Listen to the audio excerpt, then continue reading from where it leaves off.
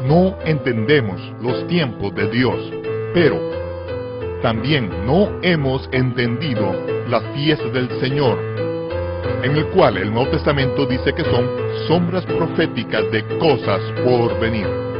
Las profecías en las fiestas del Señor, presentado por Michael Root. Shalom, ese es Michael Root en los jardines arqueológicos del Ofel en Jerusalén. Durante muchos años he subido a Jerusalén para las fiestas de Dios durante la primavera y el otoño. Siempre hay emoción en el aire conforme la gente de alrededor del mundo suben a Jerusalén con una expectativa espiritual. He sido recompensado con aventuras de aprendizaje que llenan cada vez. Gran parte de nuestro aprendizaje ha venido de ensayar las direcciones de sacerdocio entre las ruinas del templo, caminar por los lugares donde caminaron, volviendo a actuar los bikurim o la cosecha de los primeros frutos, investigando polvorientos textos en los archivos de Jerusalén. Nuestras experiencias en la tierra de Israel nos han permitido entender pasajes del Nuevo Testamento que me habían obsesionado desde que era adolescente. He visto la mano del Todopoderoso moverse en forma milagrosa para contactarnos con la gente correcta y en el lugar correcto para obtener respuestas a preguntas por las cuales había orado durante 30 años. Esas respuestas llegaron de modo que pudiéramos conocer la verdad de las Escrituras y de modo que pudiéramos conseguir por un camino de descubrimientos que será una luz para la próxima generación. Únese a nosotros en los estudios de televisión de Lester Summerall, donde se grabó esta presentación de multimedia sobre las profecías de la fiesta del Señor ante estudiantes de profecía bíblica reunidos por el Club de la Profecía. Ese es el curso Profecía Bíblica 101. Ahora, el episodio número 12 de la serie de 26 partes sobre las profecías en la fiesta del Señor, los bikurim, la ofrenda de los primeros frutos. Este último año salieron a la luz incluso más detalles mientras estábamos en la ciudad de Jerusalén trabajando sobre el calendario bíblico. Fue el 3 de abril cuando recibimos la noticia de que nada de la cebada, ninguno de los 8 campos de cebada que habíamos plantado iba a estar aviv.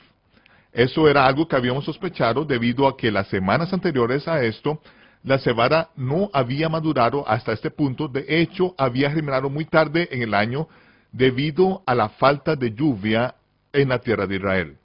Así que fue entonces cuando hicimos nuestro plan para llegar allí el 5 de mayo. El mayo 5, al llegar a Jerusalén, la cebada estaba aviv. Entonces supimos que aquel era el mes del aviv y tendríamos que esperar un periodo de 2 semanas de tiempo hasta las festividades para la fiesta de panes sin levadura y para que comenzase la Pascua. Y con lo que nos encontramos no fue un accidente. Empezamos a entender más sobre los ensayos que estaban aquí en las Escrituras, de modo que me gustaría leer en el capítulo 27 de Mateo, Matillahu, en el versículo 50, donde leemos, y dice: pero Jesús, habiendo otra vez clamado a gran voz, entregó el Espíritu. Entonces el velo del templo se rasgó en dos, de arriba abajo, la tierra tembló, las rocas se partieron, los sepulcros se abrieron, y muchos cuerpos de santos que habían dormido se levantaron, y después que Él resucitó, salieron de los sepulcros, entraron en la santa ciudad, y aparecieron a muchos. Ahora el centurión y los que estaban con él custodiando a Jesús, al ver que el terremoto y las cosas que habían sido hechas, llenos de temor, dijeron: verdaderamente este era el Hijo de Dios. Había allí muchas mujeres mirando desde lejos que habían seguido a Jesús desde Galilea, sirviéndole. Entre ellas estaba María Magdalena. Este pasaje es un tanto extraordinario en la manera en que presenta las cosas. Dice que cuando Él resucitó, ellos resucitaron. Para empezar, habla de cuando la tierra tembló, las rocas se partieron, los sepulcros se abrieron. De inmediato se refiere a cuando Él resucitó. Después de su resurrección, ellos resucitaron. Y está hablando acerca de todas estas cosas justo antes de llegar al final ingenioso. En otras palabras, está hablando de la resurrección, acerca de la resurrección de estos santos, pero está dando detalles sobre algo que aún faltan 3 días para que suceda. No es habitual en cuanto al orden de los acontecimientos a los que se hace referencia aquí, porque aún nos queda otro capítulo y medio antes de la resurrección. ¿A qué se debe esto? Porque dice, cuando la tierra tembló, las rocas se partieron y los sepulcros se abrieron.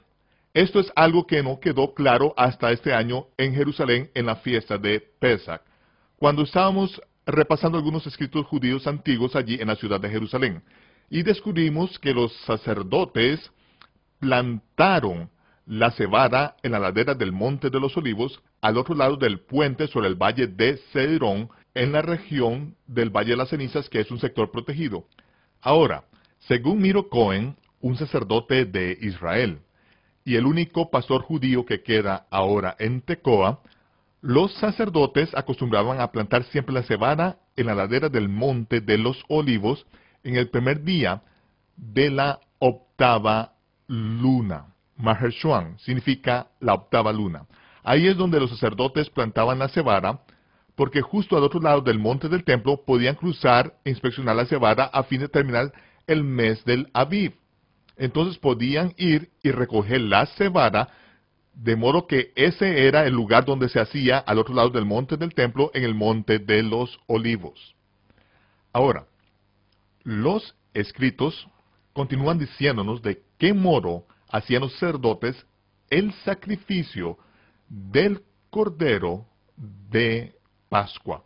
Cuando se había sacrificado el último cordero de Pascua y el sumo sacerdote gritaba, consumado es, todos los corderos de Pascua los llevaban desde el monte del templo a los hogares particulares y los metían en los hornos antes de la puesta del sol.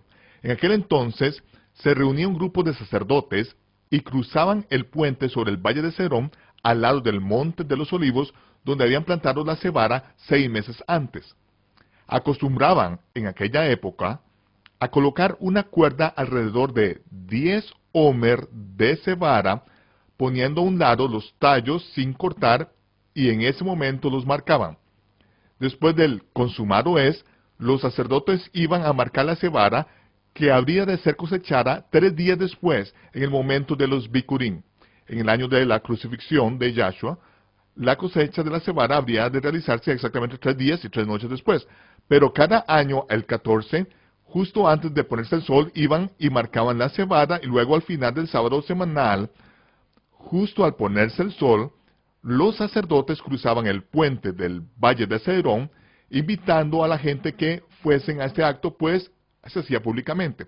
Así que al ponerse el sol, el sacerdote cruzaba el puente del valle de Cedrón y se dirigía a ese campo de cebada donde tenían 10 homer de gavillas sin cortar. 10 homer de cebada de los primeros frutos que ya estaban marcados, ya había oscurecido, y el que ya los hubiesen marcado tenía sentido. En la compañía de todos los que observaban, uno de los sacerdotes acostumbraba a preguntar, ¿se ha puesto ya el sol? Y el resto de los sacerdotes contestaba, Kem, sí, ya se ha puesto. Entonces él decía, ¿cosecharía la cebada? Sí, cosecharemos la cebada, le contestaba. ¿Con esta hoz? Sí, con esta hoz, levantando la hoz en el aire. ¿Y la meterías en la cesta? Sí, en esta cesta. Y entonces recogían aquellos 10 homer públicamente delante de toda aquella gente. Era una demostración pública de la cosecha de los primeros frutos, que a continuación metían en cestas y se llevaban de modo que las podían procesar durante la noche. Los hacían en forma de pasteles o panes, que era la ofrenda apropiada para los bikurim o los primeros frutos. Pero esa ofrenda de los primeros frutos no se ofrecía en el templo hasta la mañana siguiente. Y antes de que el sumo sacerdote entrase en el lugar sagrado, antes de que hiciese ninguna ofrenda, debía estar siempre en el monte del templo, en el monte Moriah, en el que había un estanque o mikvah privado para los sacerdotes, de modo que se metía en él, se apartaba del resto del mundo y hacía su mikvah. Permanecía en el monte Moriah, en el monte del templo, durante los 3 días anteriores a los bikurim o a la ofrenda de los primeros frutos. De modo que hemos visto el cumplimiento de lo que había quedado constancia aquí en las Escrituras. Pero no nos habíamos dado cuenta de que esto era un ensayo hasta este año mismo. Porque dice que cuando entregó el Espíritu, la tierra tembló y las piedras se partieron y se abrieron los sepulcros. Y cuando Él resucitó, ellos resucitaron. ¿Por qué dice eso inmediato? Porque aquí tenemos la imagen. Cuando la tierra tembló y se partieron las rocas y se abrieron los sepulcros, estas tumbas, estos Es como cuando los sacerdotes ponían la cinta alrededor de los montones de cebada. Todos ellos eran marcados en ese momento. Pero no resucitaron hasta el día de los primeros frutos, cuando el sacerdote iba allí y cortaba la cebada en público. Por eso dice que cuando él resucitó, ellos resucitaron y se le aparecieron a muchos en las calles de Jerusalén. Aquella cosecha de los primeros frutos fue pública y fue presenciada por el resto del pueblo en el mismo momento. Y a la mañana siguiente, cuando aún estaba oscuro, Miriam fue al sepulcro y el Mesías le dijo: no me toques, todavía no he ascendido a mi Padre en los cielos. Él había estado en el corazón de la tierra. ¿Y dónde está el corazón de la tierra? En ese sarcófago de piedra, en esa tumba que está justo a la ladera del monte de Moriah, cerca del pico más alto del monte Moriah. De modo que él se encontró aislado, apartado durante 3 días y 3 noches, sin que nadie del exterior le tocase. Ahora se dispone a ofrecer la cosecha de los primeros frutos, para lo cual ascendió ante el trono del Padre, ofreciéndolos como la cosecha de los primeros frutos, y los dejó tras de sí. Eran los santos de los primeros frutos. Y esa es la imagen. Recuerde usted que en 1 Corintios capítulo 15 dice: todos resucitarán a su propio orden. Dice, el Mesías, las primicias, después de aquellos que pertenecen al Mesías, a su venida, y luego será el fin, cuando haya suprimido todo el dominio, toda autoridad y todo poder, y habrá destruido el postrer enemigo que es la muerte. Esta es la resurrección final, que veremos cuando examinemos la fiesta solemne del Señor y veamos su aplicación allí.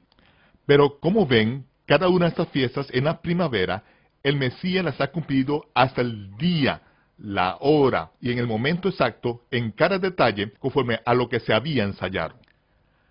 Ahora, lo que ha transcurrido este último año es que estuvimos en Tecoa para presenciar el momento en que por primera vez se ve una franja de la luna nueva para marcar el mes de Aviv, el comienzo del Día del Señor. Nos habían informado equivocadamente que nuestro buen amigo Joshua Cohen se había marchado del país. Joshua es un Cohenim, un sacerdote de Israel y un creyente en el Mesías. No podíamos entender por qué no estaba en Jerusalén si este mes era el tiempo correcto para la fiesta de Pesach. Habíamos visto cómo Dios había conseguido a lo largo de los años que nos reuniésemos con Joshua para celebrar determinados sucesos espirituales. Nos sentimos decepcionados cuando nos dijeron que se había ido de Jerusalén y que ya no se encontraba en Israel. Todos sentíamos que algo faltaba en nuestra experiencia en Israel, sin que estuviese presente. Un par de días después descubrimos que mientras nosotros estábamos en Tecoa anunciando el comienzo del Día del Señor, Joshua había estado esa noche en Jerusalén y había subido a la verja de seguridad que rodea el camino de la muralla. Había subido por el camino de la muralla de la ciudad de Jerusalén esa noche y había tocado el shofar. En ese momento ni siquiera sabía que era el primero de Aviv. Creía que había sucedido el mes anterior, pero se sintió obligado a subir por encima de la verja de seguridad para tocar el shofar sobre los muros de Jerusalén. Estoy convencido de que hizo lo que había de hacer, pues es Cohenim, el guardián, había tocado el shofar sobre la muralla de Jerusalén para anunciar. Ahora, lo que pasó es que justo antes de Pesach este año, es que me puse muy enfermo. Había sufrido un envenenamiento por alimentación, pero se suponía que yo debía conseguir todas las provisiones para la comida de Pesach, porque Cohen tenía que trabajar durante el día de la preparación. Yo estaba tan enfermo que apenas pude levantarme de la cama hasta esa tarde. Alrededor de las 2 de la tarde fui apresuradamente al centro de la ciudad, pero estaba todo cerrado porque era el día 6 para prepararse para el sábado semanal. De modo que regresé sintiendo como que realmente hubiese fallado miserablemente. Fue una terrible decepción para mí porque había decepcionado a todo el mundo. No había conseguido el pan sin levadura ni varias cosas que se necesitaban para la comida de Pesach. Pero al caminar de vuelta y entrar por la puerta de Jerusalén, Cohen tropezó conmigo llevando varias bolsas en sus brazos. Había salido temprano del trabajo y él mismo había comprado todas las cosas, aunque no sabía que yo estaba enfermo. Y no había podido hacer la compra y nos dirigimos al lugar donde íbamos a preparar la comida de Pascua. Cohen tuvo que hacer otro recado en el mercado de la ciudad antigua. Estando allí en ese mercado, estaba allí en el barrio árabe cuando se sentó a descansar. Estaba cansado por todas las compras que había estado haciendo. Se sentó en un lugar que se conoce como la séptima estación de la cruz. Ahora sé, y ustedes también lo saben, que las estaciones de la cruz y la vía dolorosa son una ficción moderna. Las calles por las cuales caminó el Señor se encuentran a unos 30 pies por debajo de las calles actuales. Pero en este lugar donde hay un banco de piedra en el que Cohen se detuvo a descansar, según la tradición es el lugar en que el Señor cayó bajo el peso de la cruz. Mientras Cohen estaba allí sentado descansando, vinieron niños por la calle trayendo con ellos a un cordero macho de 1 año para llevarlo al mercado a que lo matasen. Pero al tirar del cordero se resistió porque no quería ir. Cuando están justo delante de Cohen, las patas del cordero se comban y cae al suelo. Y los niños intentan levantarlo, pero no consiguen que el cordero se ponga en pie. De modo que le dijeron a Cohen, ¿nos ayudas? ¿Puedes llevar el cordero al mercado para que lo maten? Y él les contestó, no voy a hacerlo. Nos estamos preparando para la Pesach. Pero mientras estaba sentado pensó, no, esta experiencia es para mí. Se supone que debo hacer esto. Cohen se acercó, agarró por debajo del cordero y lo cogió en sus brazos, y tan pronto lo cogió en sus brazos, el cordero apoyó su cabeza sobre el pecho de Cohen y lo llevó al matadero. Cohen regresó del mercado y entró en la cocina donde yo estaba preparando el haroshet y algunas otras cosas para Pesach. Al entrar por la puerta, el aroma invadió el cuarto. Entonces me explicó lo que había pasado con el cordero. Cuando me contó el incidente, le dije, esta es la hora misma en que los corderos de Pascua los llevaban al monte del templo para el sacrificio. Ese es el día 14, es el día de la preparación. Justo cuando él estaba llevando el cordero al matadero, era el momento en que los corderos de Pascua estaban siendo sacrificados en lo alto del monte del templo hace justo 2000 años atrás. Entonces Joshua se fue para ducharse y cuando regresó tenía una paloma blanca en una jaula. El niño del vecino, cuyo apellido era Menorá, la luz, el candelero de 7 brazos, acababa de coger esta paloma blanca que era perfecta en las calles de Jerusalén. Había estado paseando llevando la mano una flecha no afilada. Esta perfecta paloma blanca estaba ocupada comiendo semillas en la calle, de modo que el niño la agarró metiendo la flecha en sus alas. Decidimos comprar la paloma por el precio de la redención. El precio de la libertad son 50 checos. A pesar de que el niño quería 40 checos, le dimos 50 checos por ella. A la paloma le pusimos por nombre Elías, y esa noche pasó Pesach con nosotros. Entonces, justo cuando se supone que Elías debe llegar, a la medianoche, descendimos por la muralla del oeste para poner en libertad a la paloma, pero la paloma no volaba. Bajo la luna llena de Pesach, se fue de nuestras manos, descendió y se encaramó en una de las mesas del rollo de la Torá, pasando toda la noche delante de la muralla. También llevamos con nosotros la copa de Elías a la muralla, puesto que Elías no se presentó en el apartamento, pensamos de descender a la muralla, y como es natural, esos son ensayos divertidos, porque no estamos realmente esperando que aparezca Elías, debido a que eso es algo que aún pertenece a un tiempo futuro, un futuro cercano. Espero con todo y con eso a un tiempo en el futuro, al examinar las fiestas solemnes del Señor, veremos de que la manera en que encajan todas estas cosas. De modo que hay cosas que suceden en la tierra de Jerusalén, como dice el Malach, el ángel va delante de nosotros a preparar el camino para la fiesta. Yo encuentro que esta es una realidad cada año cuando voy a la fiesta en otoño, a la fiesta de Sukkot y a la fiesta de la primavera, a regresar para la fiesta de Pesach. Vemos que todos los años se producen sucesos milagrosos que nos ayudan, dándonos más enseñanzas. Al estudiar la fiesta del otoño, veremos algunos de los sucesos que tuvieron lugar durante nuestro tiempo con los samaritanos durante la fiesta de los tabernáculos, que, de nuevo, nos permitieron entender más sobre las Escrituras del Nuevo Testamento y de arqueología viva, que es Y es durante la primavera, en la fiesta de Pesach, que el Cordero de Pascua es sacrificado en ese sábado semanal. Y como hemos mencionado, la ofrenda de los primeros frutos sucederá al final del sábado semanal.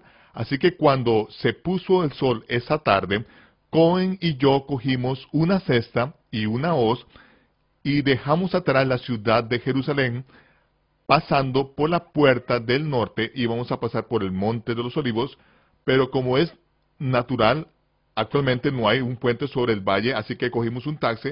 Al salir por la puerta le pedí a un taxista árabe que nos llevase sobre el Monte de los Olivos. Y dijo que lo haría por 20 checos. No discutí con él y nos metimos en el auto. Y él apenas si hablaba un poquito de inglés. Al bajar por la calle hay un cruce en la carretera. La mayoría de las personas que van al Monte de los Olivos acostumbran a ir por la derecha, pero yo sabía que teníamos que ir por la izquierda. Así que justo al llegar al cruce me disponía a decirle que fuese a la izquierda y él dio un viraje inmediatamente al carril izquierdo, de modo que no tuve que decirle nada. Cada vez que hemos subido a esta región donde habíamos plantado la cebada, cada vez nos habíamos perdido. Nunca hemos podido ir directamente allí.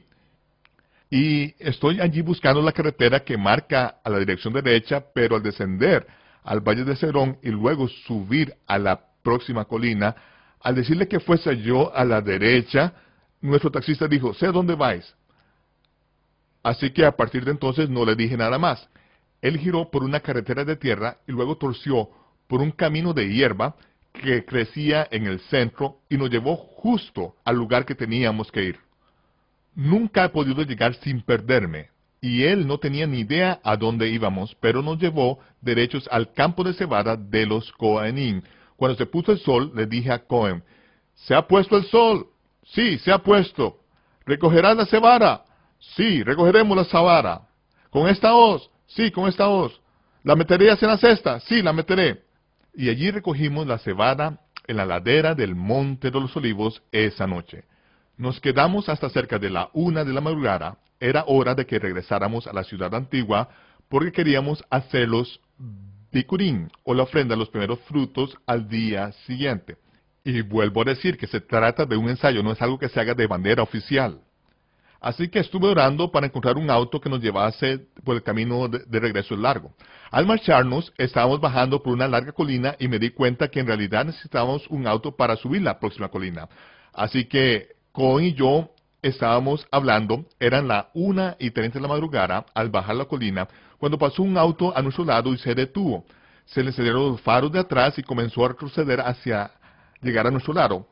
Estábamos en pleno territorio árabe, así que tengo mi hoz en la mano y una navaja a un lado. Así que la moví un poco hacia adelante cuando el auto retrocedió y vimos que no había más que una sola persona. De modo que abrí la puerta y el conductor dijo, ¿necesitan que les lleve? A lo que les contesté, sí, a la puerta de Jaffa. Nos metimos y le pregunté, ¿cómo te llamas? Y me contestó, Shmuel, Samuel, que significa escucho. Le dije, has debido de oír del Señor porque hemos estado orando para que pasase un auto. Y él dijo, ¿sois creyentes en Yahshua? Y le dijimos, sí, sí. Así que pasamos un rato maravilloso de compañerismo con él, que habla un inglés quebrado, mientras que nos llevaba de vuelta a la ciudad. A la mañana siguiente nos levantamos temprano y subimos por encima de la verja de seguridad para entrar en el enclave arqueológico del muro sur del área del templo. Apenas pasaban unos minutos de las 6 de la mañana y teníamos nuestra cesta con nosotros. Llegamos al lugar y cuando íbamos a subir al muro del sur del templo por la triple puerta, vi que había un par de oficiales de la policía militar que nos habían visto entrar en el emplazamiento arqueológico y ahora venían hacia nosotros.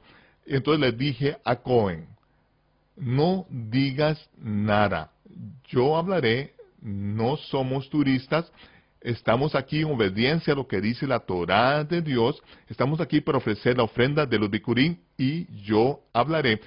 Así que fuimos a la triple puerta, que actualmente está cerrada, y allí leímos de las escrituras lo que se debe decir al presentar los bikurim o la ofrenda de los primeros frutos. Al comenzar yo a leer las escrituras, se acercaron los oficiales, se echaron un poco atrás y se quedaron observando lo que hacíamos. Tocamos el shofar e hicimos todo lo que se suponía que debíamos hacer, mientras que ellos permanecían allí observando todo sin decir una sola palabra, y luego nos fuimos. ensayamos cada detalle hasta las horas mismas en las que se hicieron estas cosas hace 3000 años. Sí, caminamos haciendo estas cosas y la mayor parte fueron por casualidad. Michael Root regresará en tan solo unos momentos. Si usted, al igual que yo, se preguntaba acerca de lo que le sucedió a todos los santos que fueron vistos por muchos en las calles de Jerusalén, espero que ese entendimiento de los Bikurim, o el ensayo de la cosecha de los primeros frutos, ponga esta pregunta en un descanso confortable. Así como esos creyentes se deleitan en la presencia del santo, nosotros podemos tener confianza que en la resurrección del último día, nosotros también seremos vestidos con un cuerpo incorruptible. Un día el capitán de nuestra salvación será revelado desde el cielo con los ángeles de su poder, aplastará todo principado, poder y dominio. Él gobernará la tierra con vara de hierro y cada voluntad recalcitrante doblará su rodilla ante Yahshua. Hasta este día tenemos poder y autoridad en Él, porque Él cumplió la fiesta de Shavuot, la fiesta de las semanas, Pentecostés. Ese poder y el consuelo del Espíritu Santo estarán con nosotros y dentro de nosotros hasta el día en que Él nos llame a su hogar. Lo invitamos a unirse a nosotros la próxima vez para el episodio número 13 de esta serie de 26 partes sobre las profecías de la fiesta del Señor. El Mesías cumple Shavuot, Pentecostés. Este es Michael Root desde Jerusalén, deseándoles Shalom, paz, y les veré cuando se aclare el humo.